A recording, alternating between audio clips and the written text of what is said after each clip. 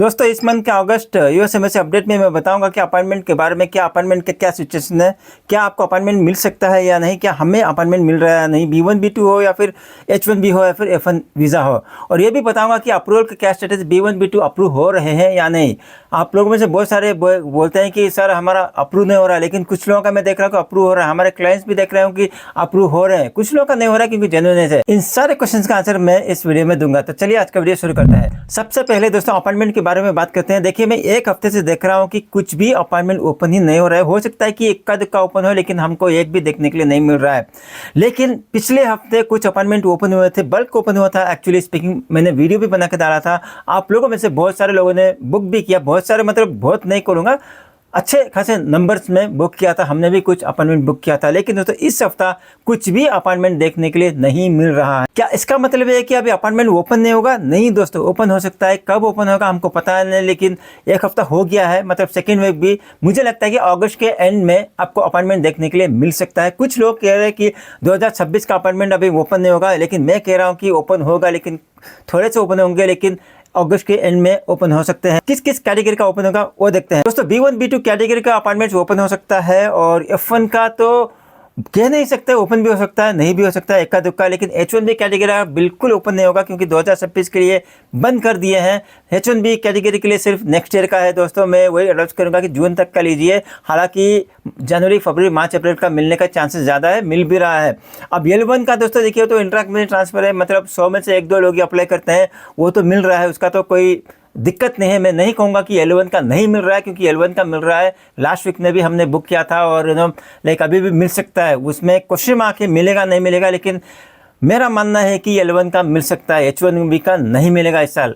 अब दोस्तों अगर B1 B2 का अपॉइंटमेंट लेने के लिए आप प्लान कर रहे हैं, तो मेरा कहना यह है कि रेगुलरली अपॉइंटमेंट को मॉनिटर कीजिए। अगर हफ्ते में एक बार लॉगिन करेंगे, 2-3 दिन में एक बार लॉगिन करेंगे, आपको मिस कर देंगे, आप अपॉइंटमेंट नहीं मिलेगा। आपको रेगुलरली अपॉइंटमेंट को चेक करते रहना पड़ेगा, मिल सकता है।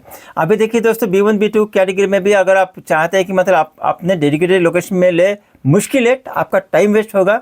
अगर आपका लक हो तो मिल जाएगा एक ही जगह पे दोनों, या फिर नेक्स्ट ईयर का मिलेगा एक ही जगह पे दोनों। अगर आपको इसी साल जाना है या फिर आपको जाना है, ये इंपॉर्टेंट है। मेरा यही एडवाइस है कि आप 3-4 महीने के विंडो में ढूंढिए, मतलब दिसंबर के अंदर जो भी मिला उठा लीजिए। OFC और कंसुलर इंटरव्यू कहीं भी इंडिया में मिले ले लीजिए दोस्तों, वही एक बेस्ट तरीका है मिलेगा। हाँ थोड़ा सा टाइम चाहिए आपको ट्रैवल करने के लिए, और थोड़ा सा पैसा भी खर्चा होगा। हाँ आपके घर में कोई बुजुर्ग है, बुजुर्ग अप्लाई कर रहे हैं, उनको ट्रैवल का प्रॉब्लम होगा, उसको सोच समझ कर डेडिकेटेड लोकेशन में लीजिए। उसके अलावा नॉर्मल लोगों को मैं यही कहूँगा कि एनीवेयर लोकेशन का लीजिए। F1 कैटेगरी का दोस्तों देखिए केस बाय केस बेसिस है, क्योंकि F1 का तो अभी बहुत ही कम मिल रहा है। हाँ ट्राई करते रहिए, मिल सकता है। अगर आपका क्लासेस शुरू हो रहा है, मतलब सब कुछ हो चुका है, फीस पे कर चुके हैं, ये क्या ज्वाइनिंग का लेटर सब है, मतलब यूनिवर्सिटी से पूरा अप्रूवल आ चुका है, पेपर आ चुका है, आपने फीस भी भर दिया, जाना है तो आपको इमरजेंसी अपॉइंटमेंट रेज करना चाहिए विथ सपोर्टिंग, विथ जस्टिफिकेशन, आपको मिल सकता है। ट्राई कीजिए दोस्तों। H1 कैटेगरी के लोगों के लिए एक एडवाइस दूंगा दोस्तों, जो भी H1B रिन्यूअल कर रहे हैं, उनको यही कहूँगा कि आप एडवांस में प्लान कीजिए। क्योंकि मैंने देखा है कि बहुत सारे लोग एंड मोमेंट में, मतलब इस महीना H1B वीज़ा एक्सपायरी हो रहा है या फिर एक्सपायर हो चुका है, उसके बाद वो अप्लाई करते हैं, अपॉइंटमेंट लेने के लिए आते हैं। अब अपॉइंटमेंट तो एक ही महीने के अंदर तो नहीं मिलेगा, आपको पता है, 2-3 महीने के बाद मिलता है मिनिमम, या फिर 6 महीने के बाद मिलता है। इसलिए बोलता हूँ कि दोस्तों H1B जो वीज़ा है एक्सपायर होने के 3-4 महीने पहले आप अपना प्रोसेस शुरू कीजिए, ताकि अपॉइंटमेंट ठीक टाइम पे मिले और आप अपना रिन्यूअल ठीक टाइम पे करें। अभी दोस्तों नॉर्मल केसेस में भले आपने एडवांस में कर रहे हैं H1B रिन्यूअल का काम, या फिर लेट हो चुका है, एक्सपायरी हो चुका है, अप्लाई करना है, तो मैं यही कहूँगा कि 2026 के लिए नहीं मिल रहा है, जो नेक्स्ट ईयर का 1 जनवरी टू 30 जून तक ट्राई कीजिए। जो भी डेट मिला उठा लीजिए। वो उठाने के बाद, वो बुक करने के बाद आप अपना इंडिया का ट्रिप जो है हॉलीडेज के लिए लीव लेके इंडिया आने का ट्राई कीजिए 1 महीने के विंडो के अंदर, क्योंकि जो भी OFC और इंटरव्यू है, कंसुलर इंटरव्यू, दोनों 1 महीने के अंदर मिल जाता है। कभी कभी 1 हफ्ते का गैप में मिल जाता है, कभी कभी 3 हफ्ते का गैप में भी मिलता है।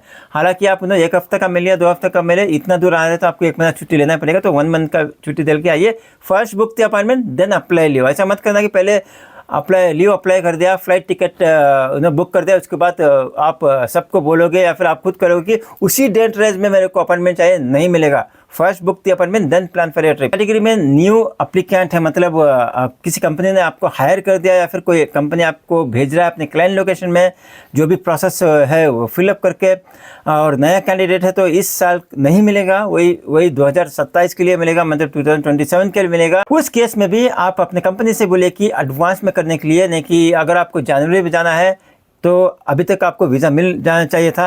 अगर आपको नेक्स्ट ईयर एंड में या फिर थर्ड क्वार्टर में जाना है तो अभी प्रोसेस तो शुरू कर दिया होगा, मतलब अपॉइंटमेंट लेने का अभी काम करें। सिमिलरली दोस्तों L1 भी है जो अपॉइंटमेंट इंटर कंपनी ट्रांसफ़र का है, सिमिलर टू H1B है, लेकिन इंटर कंपनी ट्रांसफ़र है, अप्रूवल रेट ज़्यादा है यहाँ पे। H1B का भी अप्रूवल रेट ज़्यादा है। L1 का भी मुझे लगता है कि जो भी अप्लाई करना चाहते हैं प्रोसेस शुरू कर दिया होगा, सब कुछ ऑन पेपर होगा।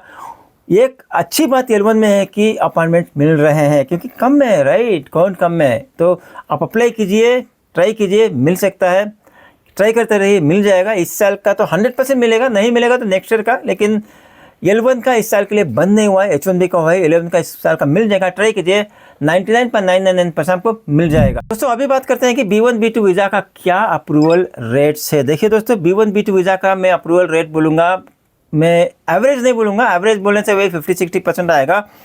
मैं सब कैटेगरी वाइज जाऊँगा। देखिए, अगर आप बिजनेस मीटिंग के लिए जा रहे हैं, फिर इंटरनल ट्रेनिंग के जा रहे हैं, अप्रूवल रेट है 70 to 80%। ये आप B1 वीज़ा में जाते हैं जो बिजनेस वीज़ा होता है। अगर आप ठीक तरह से प्रेजेंट किया अपना केस, ठीक तरह से क्वेश्चंस का आंसर किया, प्रॉपरली किया, तो आपका कहूँगा कि B1 वीज़ा अप्रूव हो जाना चाहिए। 70 to 80% होता है, कभी कभी 90% भी हो जाता है। अगर आपने इंटरव्यू सही नहीं दिया तो भले ही आपका कुछ भी हो, कितना भी बड़ा कंपनी हो, आपका वीज़ा रिजेक्ट हो सकता है। और दोस्तों, अगर आप कंपनी से जा रहे हैं मीटिंग्स के लिए या फिर इंटरनल ट्रेनिंग के लिए, मत सोचना कि कंपनी से जा रहा हो तो अंधाधुंध अप्रूव कर देगा, ऐसा नहीं है। आपका पर्सनल प्रोफाइल भी डिपेंड होता है और आप अपना केस कैसे प्रेजेंट करते हैं वो भी डिपेंड होता है। अब बात करते हैं दोस्तों B2 कैटेगरी में जो विजिट वीज़ा होता है या फिर टूरिज्म वीज़ा होता है। देखिए, आप किसी से मिलने के लिए जा रहे हैं अपने ब्लड रिलेटिव से, तो वहाँ पे भी चांस ज़्यादा है, यानी कि 70 to 80% अप्रूव हो जाता है। या फिर अपने बच्चों से मिलने के लिए जा रहे हैं जो जॉब कर रहे हैं यूएस में, या फिर वहाँ पे पढ़ाई कर रहे हैं, वहाँ पे भी 70 to 80% अप्रूव हो जाता है। हाँ, अगर आप घूमने के लिए जा रहे हैं वहाँ पे चांसेस 50-50 है, क्योंकि अगर आप घूमने के लिए जा रहे हैं, आपका कोई जेन्युइन इंपॉर्टेंट रीज़न नहीं है, सिर्फ घूमना है, वो तो लीजर के लिए, तो ये देखेंगे कि क्योंकि आप घूमने के लिए जा रहे हैं, कोई स्ट्रॉन्ग रीज़न नहीं है, क्या आप वापस आएंगे या नहीं। आपने यूएस वीज़ा ऑफिसर को कन्विंस कर दिया कि नहीं, मैं घूम के आ जाऊंगा, क्योंकि यहाँ पे मेरा बहुत सारा चीज़ है इंडिया में, जैसे फैमिली है, प्रॉपर्टी है, जॉब है या फिर बिजनेस है, तो आपका वीज़ा अप्रूव हो जाएगा। अगर उनको लगा कि नहीं, थोड़ा सा भी डाउट है, रिजेक्ट करने का चांसेस है, और वहाँ पर जाके घूम के एकदम क्लियर है, आप अपने मन में क्लियर है कि कहाँ घूम के आना है, कितना घूमना है, कितने दिन के लिए, वहाँ पर भी चांसेस बढ़ जाए अप्रूवल के लिए। और दूसरी बात दोस्तों, जैसे मैंने कहा, आपका प्रोफाइल स्ट्रांग है तो ये टूरिज्म केस में भी घूमने के लिए भी अप्रूव हो सकता है। और दोस्तों, जो भी टूरिज्म के लिए जा रहे हैं, मतलब घूमने के लिए जा रहे हैं, अगर आपका ट्रैवल हिस्ट्री है, पुराना हिस्ट्री है, तो एक एडेड एडवांटेज है। अगर 2-3 कंट्री आप घूमे हैं तो ये यूएस वीज़ा के लिए भी, टूरिज्म के लिए अप्रूव होना थोड़ा आसान हो जाएगा।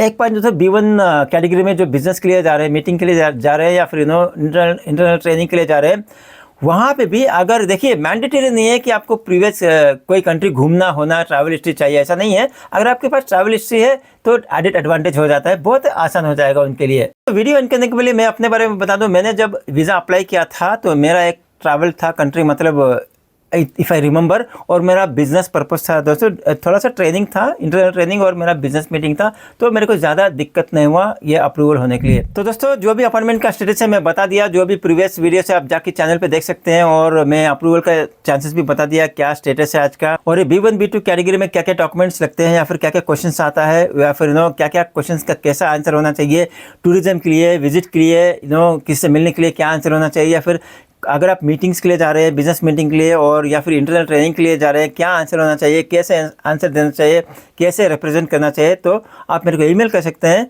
अगर हो सके तो मैं आपकी पूरी हेल्प करूँगा। मॉक सेशन भी दिलवाऊंगा, मॉक सेशन में मैं खुद लूँगा और देखूंगा कि आप रेडी है या नहीं। इसके अलावा दोस्तों, बहुत सारी वीडियोस है हमारे चैनल में कि कैसे तैयारी करनी चाहिए इंटरव्यू में B1 B2 वीज़ा के लिए, वो भी आप देख सकते हैं, आपको बहुत हेल्प होगा। और दोस्तों, अपॉइंटमेंट के बारे में बात करूं तो जैसे मेरे को कोई अपडेट मिलेगा बल्क अपॉइंटमेंट के लिए, या फिर कोई भी अपॉइंटमेंट ओपन होने का, मैं तुरंत वीडियो बना के आपको डालूंगा, या फिर पोस्ट करके डालूंगा, ताकि आपको फ़ायदा हो, आप जाके तुरंत बुक करें। तो चलिए दोस्तों, आज के लिए इतना ही। अगर ये वीडियो अच्छा लगे तो लाइक कीजिए, शेयर कीजिए, जो भी ये अपॉइंटमेंट ढूंढ रहे या फिर इंटरव्यू की तैयारी कर रहे B1 B2 वीज़ा। और इस चैनल पे आप पहली बार आए हैं और ये वीडियो देख रहे हैं तो अभी कभी सब्सक्राइब कीजिए ताकि ऐसा ही इंपॉर्टेंट वीडियो आपको टाइम टू टाइम मिलता रहे। तो चलिए मैं मिलता आपसे अगले वीडियो में, तब तक टेक केयर, बाय बाय।